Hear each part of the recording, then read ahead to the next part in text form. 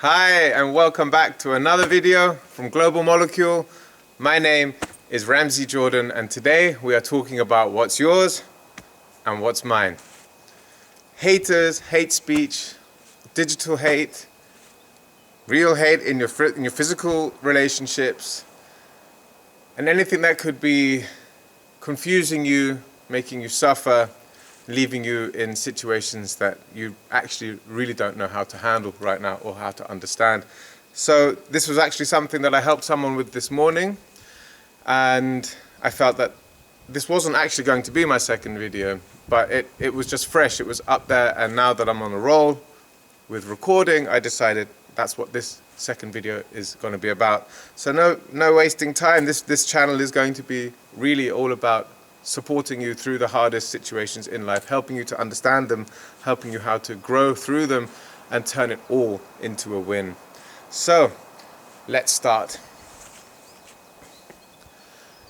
What's yours and what's mine changed my life. My last two relationships over the last 9 years were toxic. I didn't know what a toxic relationship was, and I was the puppet to my ex-girlfriend's anger, because it triggered my guilt program, which was to fix the external environment so as to not feel my inner guilt. After a while, it was actually my brother, who's my wing partner on this awakening journey, that helped me to see, have I done anything? Have I actually done anything that deserves this level of screaming? Or is that hers? Is that her expression? Is she just angry? Now, why do people do this? People want you to feel how they feel. If you're laughing, everyone laughs. But when you cry alone, right? I don't know what the phrase is right now, we're freestyling. Sadly, when we're angry, we run around trying to help make everyone feel our anger, but it pushes people away. As Marshall Rosenberg says in Nonviolent Communication, it's a catastrophic expression of an unmet need. We are trying to get people involved with our anger in a way that makes them so uncomfortable they run away. There's no vulnerability expression, there's no real chance for empathy unless somebody's extremely emotionally intelligent and extremely balanced to be able to sit with someone through an anger episode or a rage episode and help them to transform it into something more creative and more balanced. So people are basically trying to get us to feel like how they feel. It's nothing about you. It's not yours. Are you able to feel the emotions run through your body without judgment? And consciously say to yourself, wow, here there is anger. And choose how to respond. We're not afraid of feeling. Feelings will come and go all the time. And no, they don't harm us. Sustained anger can harm us. But a feeling of unrest, of uncomfortableness, of dizzying emotions through our belly, our gut, our chest, can be very unerring, can be very disorientating, but it doesn't harm us. So allow the person to be themselves. If it's a loving relationship especially, allow the person to express their anger. If it's online, if it's something less intimate, just see it for what it is. That is anger. Where do I stand in this? Because it's a trap to get you to play a game, which you're previously having a normal day and now suddenly you're in a toxic conversation, maybe for hours, maybe for weeks. If it's a relationship, it can last years. Pull yourself out of that dynamic. Learn how to feel the emotions and see what the other person is actually doing there. It's an expression of anger and a terrible expression for a need. They're saying, please, please, please, help me, help me, help me. I need attention, I need confirmation. I need you to see my anger and love me. Boom. Because most people want unconditional love, but we haven't got there yet. So, choosing a conscious response to anger through emotional intelligence, empathy and observation you will know yourself what you are able to do in that situation. You may be able to get involved in that conversation, or you might want to walk away peacefully. But as long as you don't see it as theirs, as long as you immediately get absorbed into the emotion, you will lose your center, you will lose yourself, and you will become angry. Seeing the anger from an external place being projected onto you, feeling it, will stop you from becoming it. The reason why you're getting involved in the hate speech or the aggressive conversation is because you're not able to feel the anger. You are becoming it. And now you're in a game of who's right. Ego.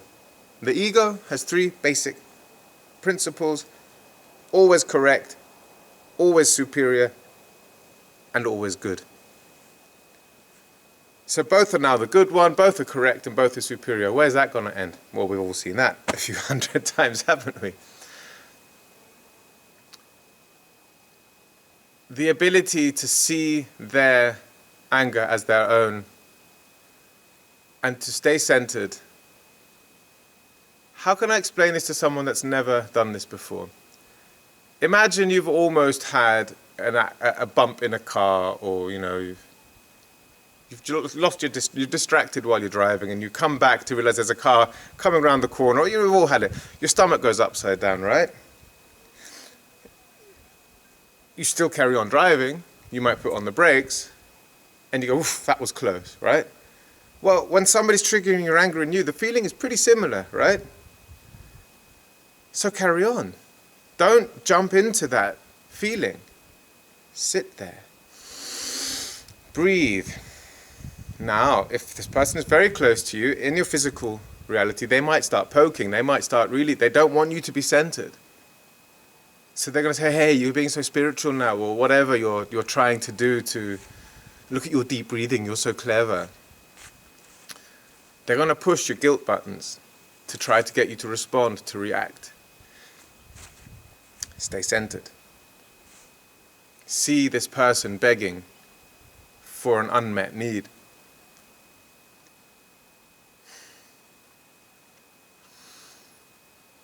This is some of the hardest stuff you'll ever do, because you are now reprogramming behavior that has not been your go-to behavior for however many years you've been alive, minus 3 or 4. You've been doing this since you're tiny. How you respond to uncomfortable emotions, how you were taught to handle uncomfortable emotions. Emotional intelligence, in a very brief description, is the ability to feel. It's the ability to feel what's going on and make a conscious response. Empathy, connecting to others, and compassion. I'm making this up, but I believe this to be true. We're freestyling.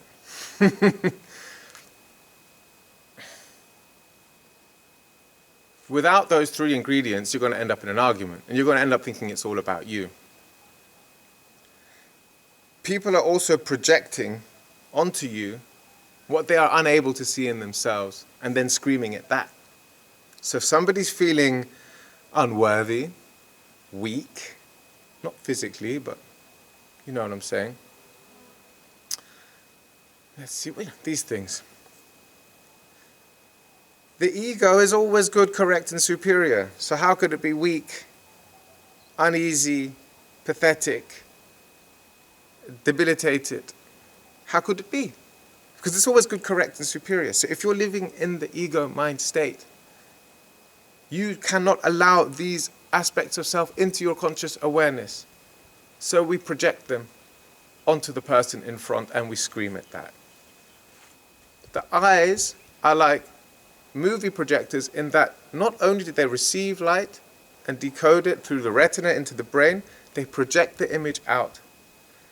So if we have got a lot of unresolved issues, a big shadow full of a hell of a lot of unresolved issues, which was me not so long ago, it's not over, but I've been doing my work.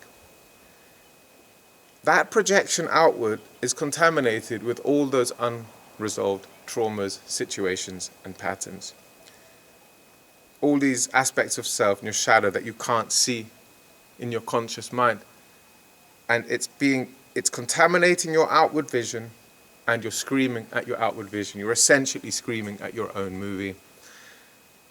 We are using the image of the other person on the outside to express emotions and to see things in ourselves that we can't see, but obviously we don't see it, so we think it's the other person. It's not. So that's what the haters are doing. They're projecting all their unwanted, unloved, and undesirable aspects of self onto you and then screaming at you. Is that yours? Ask yourself, is that mine? Have I done that? Is that real? What am I feeling? And then you'll be left with some important decisions. Is this situation resolvable? Can we talk about this? Can we sit down in a heart space and discuss? Is it necessary? Is it worthwhile? Is this just, a 14-year-old boy on a keyboard sending out hate speech on the internet? You see, the monkey mind can become extremely real with a keyboard in front. A lot of the digital hate speech is from younger, or not necessarily as younger people, but allowing the monkey mind to become physical through the fingers. There's no conscious thought. It's just a stream. So one must really wonder if this is even worth giving 2 seconds of your life to. But should this be someone in your intimate life, someone that you are living with, someone you're in a village with or working with, finding out if it's possible to have a discussion and a clearing of this situation is very important. If it ends up purely in blaming and shaming and more screaming, no matter how hard you try to connect, you're left with one option basically, and that's to walk away. Because you're just going to be a pillow for somebody's abuse. And as long as you accept this, and as long as you take this, universe and life is going to say, well, this person allows this in their life, so it will stay in their life. If you're strong enough to say no, which will definitely have to be 1, 2, 3, or 4 videos in the future on the power of saying no and regaining your no, expressing your no without changing your mind, without apologizing. Well, we've all been there. You're going to need to say no.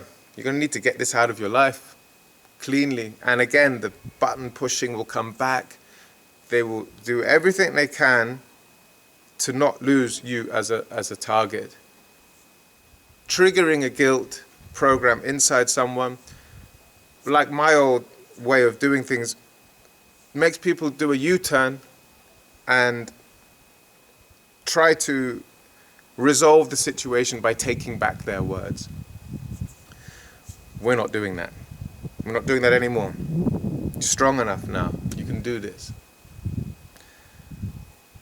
We realize the situation is not able to be resolved. Regardless of how difficult it is to walk away, with love, we walk away. The feelings will subside, you will grow, and you will get better at it. Recognizing that you are there being tested to see what do you allow in your life, and the other person has their own journey. That's nothing to do with you anymore. So, I think we've covered a good amount of stuff today. I really hope you've learned something, and of course we can do this video again if this channel becomes successful, which I hope it does. I believe it will. It's called Global Molecule because I want it to be a worldwide support network for addiction, trauma, and awakening. And now, for those of you who are still watching, I would love to show you where we are, because this place is absolutely majestic. Let me see how we do this. We have an old bridge, doesn't come out so clearly there. And now just wait for it. Oh my God. This is Tagaluce. This is a valley that just goes down and down and down. Huge rocks and cliffs. You can hear the goats in the background. This is really an amazing island. Volcanic, kind of like Hawaii in Europe. La Gomera, special place. And this is a mirador lookout point. So I will end the video freestyling like this because I've moved the stand around now. So my friends, I hope you found something useful in today's video.